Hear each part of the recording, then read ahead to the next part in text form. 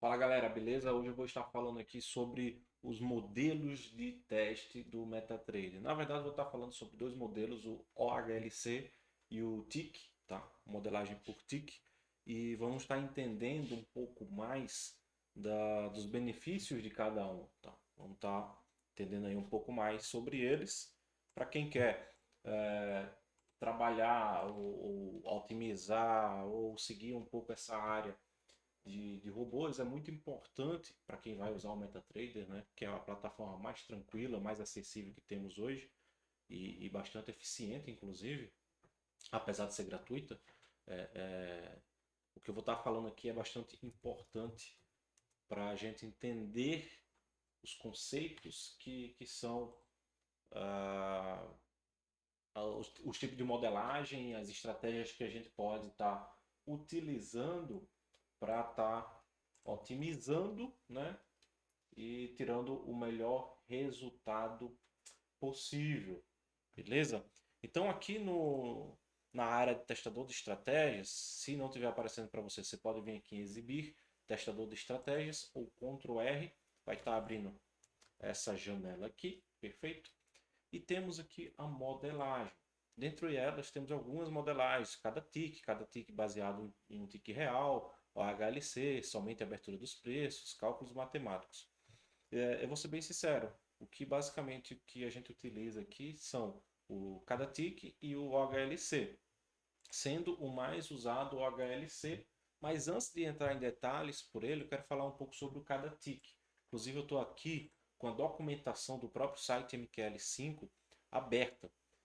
O método cada tique, pode perceber aqui, ó, every tick, ele são ticks simulados, tá? Então se eu tenho um candle nessa formação aqui, como a gente pode perceber, um candle altista, abertura aqui, fechamento aqui, a mínima aqui, a máxima aqui, né? Candle padrão, candle de alta padrão. O que é que vai acontecer quando a gente vai utilizar o movimento, né?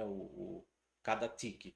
O movimento vai ser, começou na abertura, ele vai para a mínima, sobe um pouquinho, volta aqui para a mínima, né? Ele quase vai para a mínima, na verdade, nesse ponto um, sobe, vai, aí volta ali para próximo da abertura, cai, vai para o fechamento, cai um pouquinho, vai para a máxima, cai, e vai para o fechamento. Então, tem esse movimento, tá?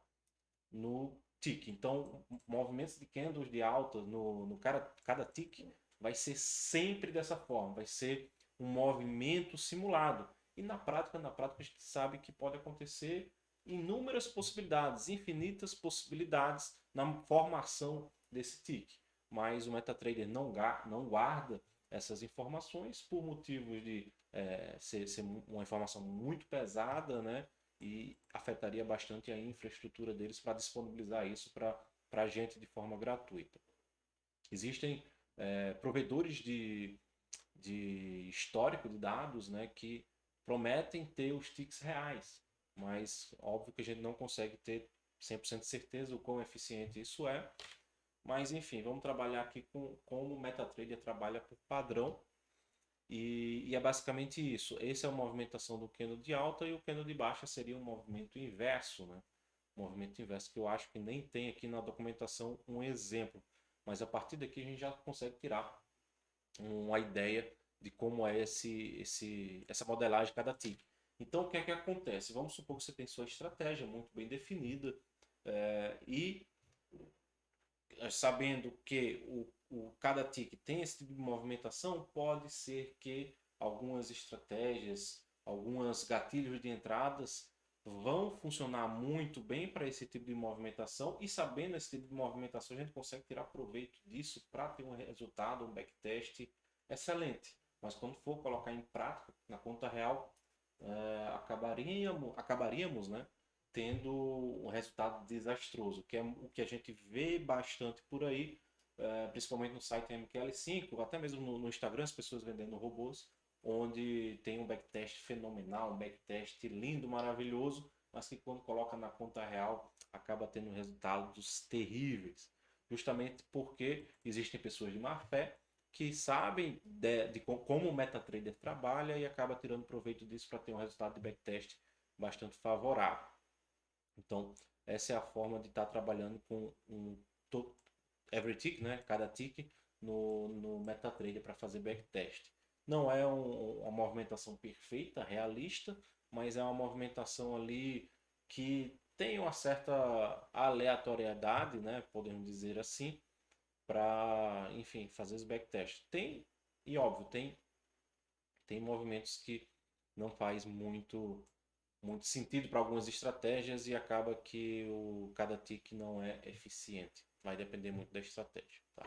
Principalmente para operações de alvos e stops curtos. O MetaTrader, a gente tem uma dificuldade muito grande nessas questões de alvos e stops muito curtos, porque acaba que não vai trazer a realidade do mercado, né? E consequentemente o backtest não vai trazer uma realidade mesmo de resultado. Tá? Então a gente tem que ter em mente que o funcionamento do cada tick é dessa forma e tentar trabalhar em cima disso daqui a ponto de que esse movimento padrão não atrapalhe no backtest.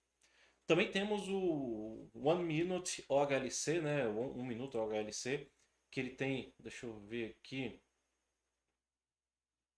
se ele tem um padrãozinho na documentação bem apresentável, bem fácil de entender, pelo jeito não, tá? Pelo jeito não. Ele tem essa demonstração aqui que ele mostra cada tick, né, a movimentação de cada tick, a movimentação do OHLC e a movimentação do Open Price Only, somente o preço de abertura. É um pouco mais complexo para poder entender essa imagem, mas ela é bem representativa, tá? O que tiver em vermelho é o Average Tick, o que tiver em azul é o OHLC, o que tiver nessa cor verde escura, né, é o Open Prices Only, que seria abertura de preço, somente a abertura de preço. Então vamos lá, deixa eu ver aqui o 1 minuto HLC, cada candle, cada quadradozinho desse aqui, teoricamente é um candle, tá? É um candle. Então no 1 minuto HLC, ó, ele vai faz aqui 3 ticks, né? 1, 2, 3. Aí já nesse outro faz 1, 2, 3. Já nesse 4 aqui, né? Aí 1, 2, 3, 4. 1, 2, 3. Aí, enfim, 4 aqui. Aí continua. O Open Price Only não está muito claro para mim onde é que ele se encontra, mas basicamente ele vai pegar somente um tique por candle de 1 minuto, que seria o momento de abertura de cada candle. E isso não, eu particularmente não vejo tão eficiente, pelo menos para as estratégias que eu utilizo, mas claro que existem formas de utilizá-lo e ser eficiente, tá? E ser eficiente. Mas vamos lá. Vamos lá, eu vou desenhar aqui para ficar o mais claro possível essa movimentação do OHLC, tá? Que é a modelagem que eu mais utilizo aqui com o pessoal. E vamos supor que essa é a movimentação de um candle altista. Fechou, temos aqui a mínima, temos a máxima, temos a abertura, temos o fechamento desse candle, tá? Então, no OHLC, como é que vai funcionar? Ele vai abrir aqui, vai dar um próximo tick aqui, vai dar um tick na máxima e vai fechar no fechamento. Simples assim. Já no on tick, né, ele viria aqui, faria isso, aí iria fazer a máxima não, um pouco menos da máxima. Abertura, um pouco quase na mínima, recua um pouco, vai para a mínima, ele vai para quase para a máxima, faz um recuo, vai para a máxima e faz o fechamento. Tá? Então esse seria o movimento mais ou menos, né, do every tick, cada tick. E já o open price seria o que? Somente um tick aqui na abertura. Então o próximo candle, somente pela abertura do preço seria, sei lá, aqui, abriu aqui, fechou negativo, por exemplo, né? Aí já, para a gente entender, ficar bem claro, bem tranquilo de entender, O, o OHLC, ele seria o quê? Abertura, abertura, vai para máxima, vai para mínima e vai para o fechamento. Já o average tick, ele vai para cá, quase na máxima, faz um recuo, vai para a máxima, vai para quase a mínima, faz um recuo, vai para a mínima e volta para o fechamento. Então temos aqui no average tick muito mais ticks, né? Muito mais movimentações para cada candle de 1 minuto. Cavalo, se eu for utilizar um backtest nos 15 minutos, quer dizer então que eu tenho 15 movimentações dessa. Exatamente, exatamente. Tenho 15 movimentações dessa. Se eu uso o HLC, vai ser essa movimentação que eu pintei aqui de verde. Se eu uso o average tick, vai ser essa movimentação vermelha que eu pintei aqui. Tá? Cada uma tem ali sua forma, né, de estar trabalhando. Por exemplo, tá? Um exemplo muito clássico para estar trabalhando com o OHLC, que para mim faz muito sentido. Eu vou desenhar aqui umas bandas de Bollinger, por exemplo, tá? Temos a média móvel no meio, desvio padrão acima, desvio padrão abaixo. Banda de Bollinger, indicador clássico. Indicador clássico. Vamos supor que o seguinte, o preço ele está trabalhando aqui, o pintado de verde está subindo, o famoso fechou fora, fechou dentro, tá? Fechou fora, fechou dentro. Se ele fecha fora, fecha dentro, eu vou querer vender justamente quando ele fechar esse candle.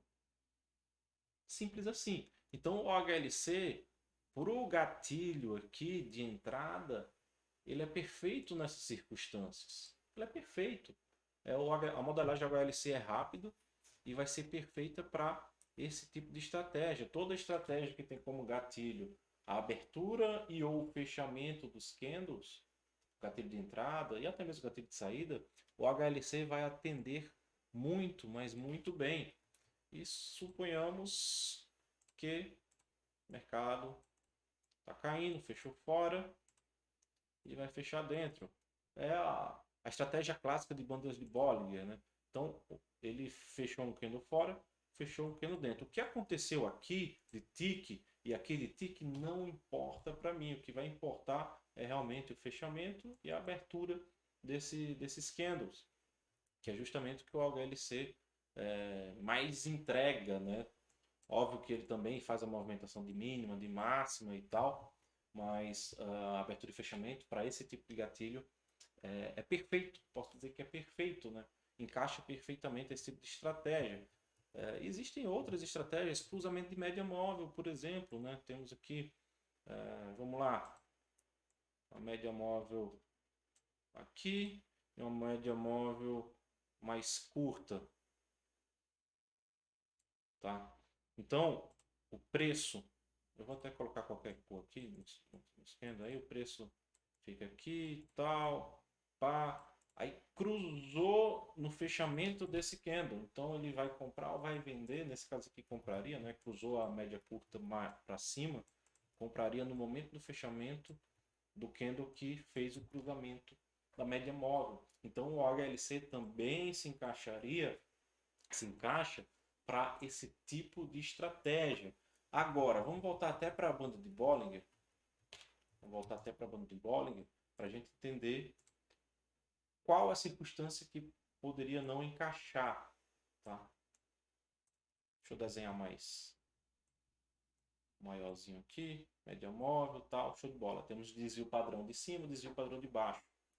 E a gente supõe aqui que o preço, que a gente vai trabalhar agora no toque da banda de Bollinger, inferior ou superior. Então, o preço vem aqui, aí ele toca, volta, certo? Fiz uma compra nesse ponto aqui e vamos supor que meu stop, ele meu alvo, ele é, sei lá, 10 pontos. Seria aqui, tá? Seria aqui.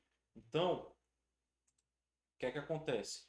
No HLC, a abertura, tendo em vista que aqui seria um candle negativo, a movimentação seria o quê?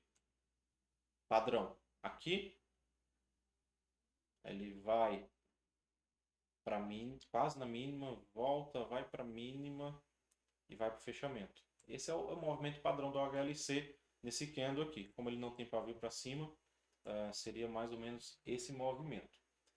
Só que o que é que acontece? No mercado real, ele pode ter já saído no alvo nesse candle. Ele pode ter feito esse movimento e fechado, voltou a fechar aqui. Mas nosso alvo está aqui, o preço no HLC não chegou lá. Mas no a cada tick, no tick real, né, posso dizer assim, se fosse um tick real, ele abre aqui, pode ter sambado aqui, caiu, aí voltou, fez um monte de movimento, o cara comprou, a gente comprou aqui, aí ele foi, pá, foi lá em cima, voltou e fechou. Entende? Então, existem circunstâncias que esse tipo de entrada é um pouco mais complicado.